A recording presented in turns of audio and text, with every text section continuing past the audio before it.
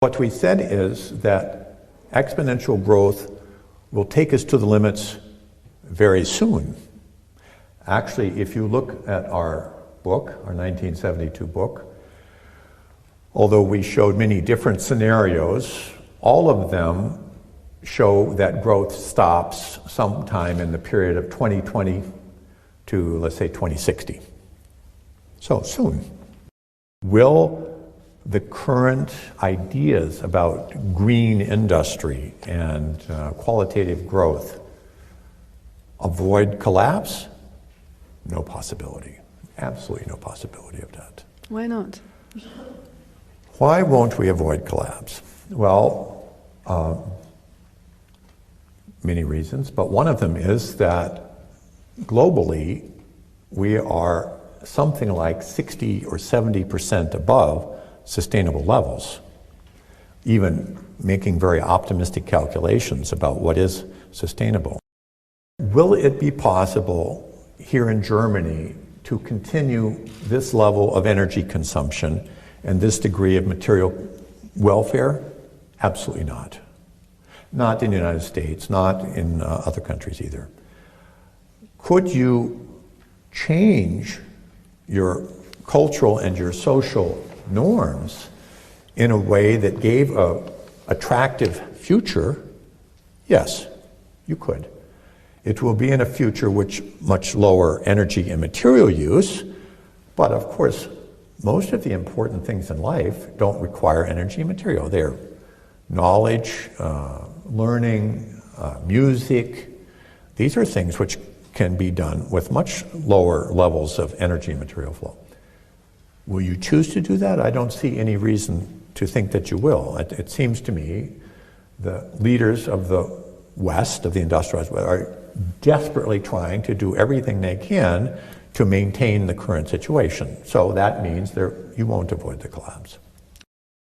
Ce déni vient du fait que la plupart des gens, que ce soit le grand public, que ce soit nos frères et nos sœurs chinoises, que ce soit le personnel politique que je connais bien, eh bien, ils ne croient pas que ça peut arriver parce qu'ils ont cette espèce de mythe, de croyance religieuse dans le progrès, dans le marché, dans la science, dans la technologie et dans la créativité humaine.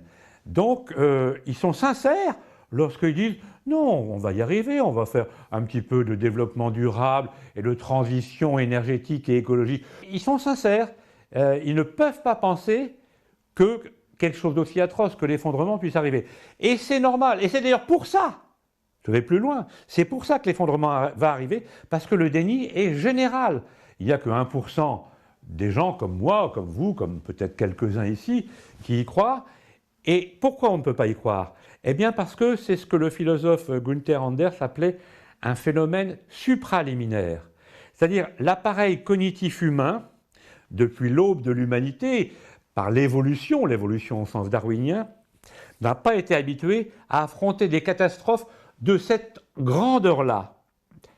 On a affronté des catastrophes, des guerres, depuis des milliers d'années, mais des catastrophes où c'est la survie de l'espèce en tant que telle qui est en jeu, on n'est pas équipé, on n'a pas les neurones branchés pour ça. Donc c'est un phénomène qui est inacceptable pour notre esprit, et c'est pour ça d'ailleurs que ça va arriver. Parce que jamais on n'arrivera collectivement, politiquement, globalement, à l'échelon de tous les États-nations, à prendre des mesures suffisantes à la hauteur de cette catastrophe. Jamais, on n'y arrivera pas. On est incapable de le faire parce que ça supposerait, par exemple, de diviser par 10 le PIB de la France en 2 ans. Eh bien, aucune personne, que ce soit les plus humbles parmi les plus humbles, que ce soit M. Macron ou d'autres, n'acceptera ça. Et donc, ça nous tombera sur le nez, alors que les éléments objectifs de cette catastrophe sont déjà là, présents sous nos yeux.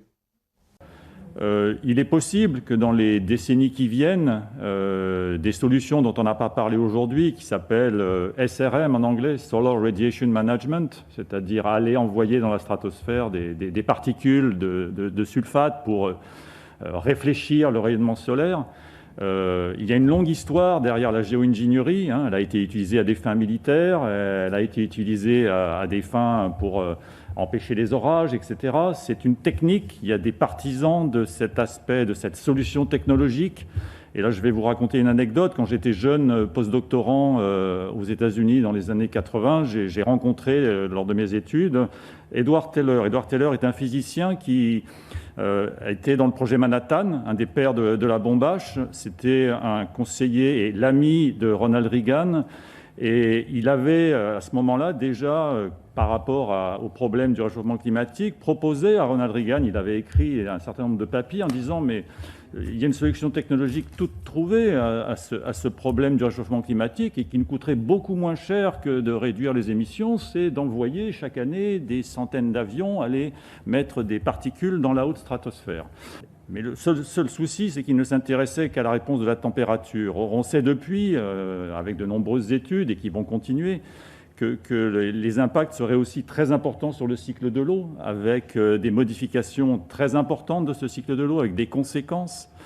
Ronald Reagan était président à l'époque. Je vous laisse imaginer si, dans les années futures, un Teller, de nouveau, est le conseiller scientifique d'un président Trump, par exemple, et de la décision unilatérale d'un pays d'agir pour ses intérêts, avec des impacts qui vont concerner l'ensemble du monde. Donc, au cours du XXIe siècle, ces questions autour du géo-engineering vont devenir de plus en plus importantes, surtout si la limitation des gaz à effet de serre n'est pas opérante.